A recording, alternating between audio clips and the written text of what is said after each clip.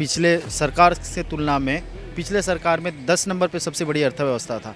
आज हम 5वीं बड़ी सबसे अर्थव्यवस्था बन के उभरे हैं। नहीं, आपको भरोसा करना है तो राजमाता जो कहेगी उस पार्टी पे भरोसा करोगे, आपका खानदानी परिवारवाद जो कहेगा उसमें भरोसा करोगे। सुप्रीम कोर्ट का कोई फैसला आपके फेवर में आता है तो उसका आप स्वागत करोगे। जब आपका विरोध में आ जाएगा तब बोलोगे सुप्रीम कोर्ट बायस्ड है। आज मुद्दा ये है मोदी हटाओ। अरे हटाना किस लिए है? नहीं, मोदी हटाना है क्योंकि उनका रोजगार बंद हो गया है। नमस्कार, आप सौगन टीवी देख रहे हैं और मैं हूं आपके साथ सुमित कुमार सिंह।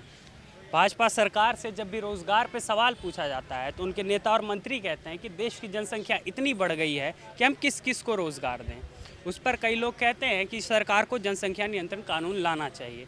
मैं यही जानना चाह रहा हूं कि क्या जनसंख्या नियंत्रण कानून आने से सारी चीज़ें सॉल्व हो जाएंगी जो दिक्कतें चल रही है देश में?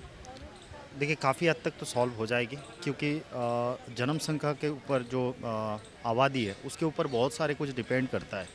आप संसाधन तो उतना ही है, या तो संसाधन बढ़ाना पड़ेगा।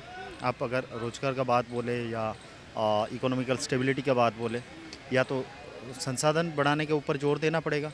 जैसे भारत सरकार ने अच्छी पहल की है, एफडीआई लाना हो या इन्वेस्टमेंट के तौर पे बहुत अच्छा काफ़ी पहल किए हैं। जिस तरह से इंडस्ट्रियल डेवलपमेंट हो रहा है मेक इन इंडिया के तहत, बहुत अच्छी पहल है। लेकिन उस तरह से जनसंख्या नियंत्रण कानून को भी, जनसंख्या को भी नियंत्रण करना बहुत ज़रूरी है, जिसके लिए जनसंख्या नियंत्रण कानून भी आवश्यक हो जाता है इस देश के आज। जी सर, मैं जब कई इलाकों में जाता हूँ बात करने इसी मुद्दे पर कि क्या रोज़गार है, तो कहते हैं जनसंख्या नियंत्रण कानून पर जब सवाल करता हूँ कहते हैं कि नहीं, ये तो हमारा मुद्दा है, भगवान ऊपर वाला जितने चाहेगा हम उतने बच्चे करेंगे, सरकार कौन होती है हमें रोकने वाली? देखिए, मेहनत आप करो और फल दे ऊपर वाला, ये वाला बात हो गई है।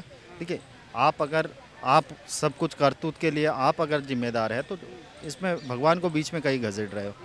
आप दो की जगह में एक की जगह में दो करते हो, दो की जगह में 5 शादी करते हो और पाँच के अनुपात में 10-10 बच्चा पैदा करते हो, इसीलिए 50 बच्चे करके घूमते हो। इसलिए तो अभी यूसीसी जैसे देखा है अपने माननीय नरेंद्र मोदी जी का गवर्नमेंट, भारतीय जनता पार्टी के नेतृत्व में जिस तरह से यूसीसी बिल को लाया है माननीय नरेंद्र मोदी जी के नेतृत्व में।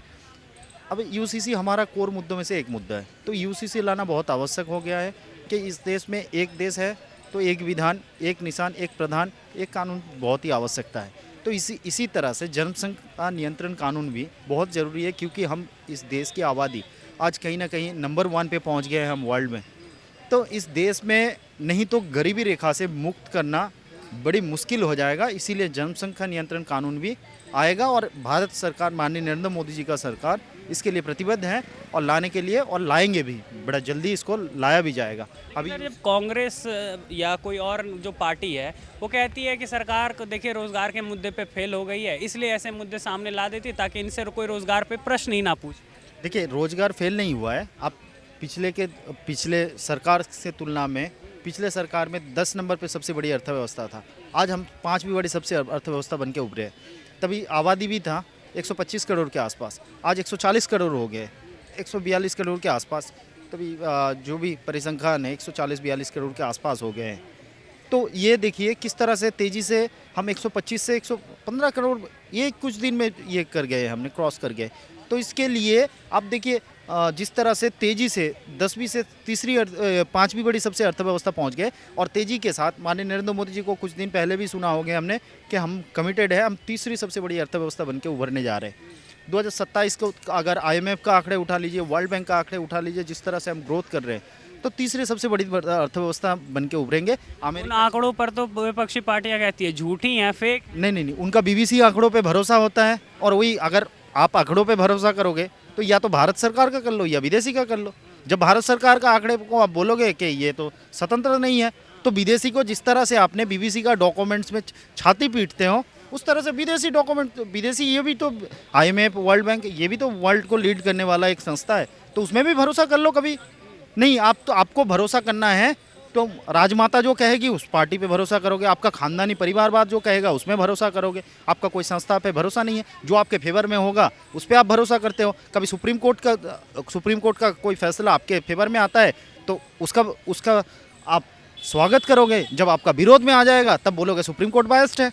इतना डरा के रखा है वही तो बोल रहा हूँ। देखिए, आज वही डर रहे जो कभी इस देश में संसाधनों को लूटा है, देश की आम जनता की संपत्ति को लूटा है, आम जनता की खजाना को लूटा है। जो सेवा ढोंगी सेवा भाव लेके आते थे और मेवा खाने में अपना समय लगाते थे, जो एक बार टोपी पहन के 5 साल टोपी पहनाने के लिए आते थे, वो आज इनसे परेशान जरूर है और चिढ़ भी उन्हें रहा है, मिर्ची उन्हें लग रहा है।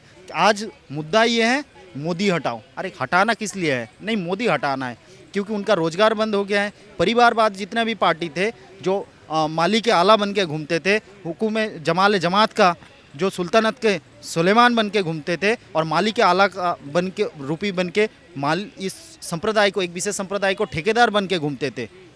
उन्होंने जितना भी कानून लाया इस देश में एक संप्रदाय को खुश करने के लिए लाया। वोट बैंक का राजनीति हो चाहे नोट बैंक की बात हो, ये वोट बैंक और नोट बैंक के बीच में ही फंस के रह गए। आप देख रहे हैं सौगंध टीवी, सौगंध वतन की।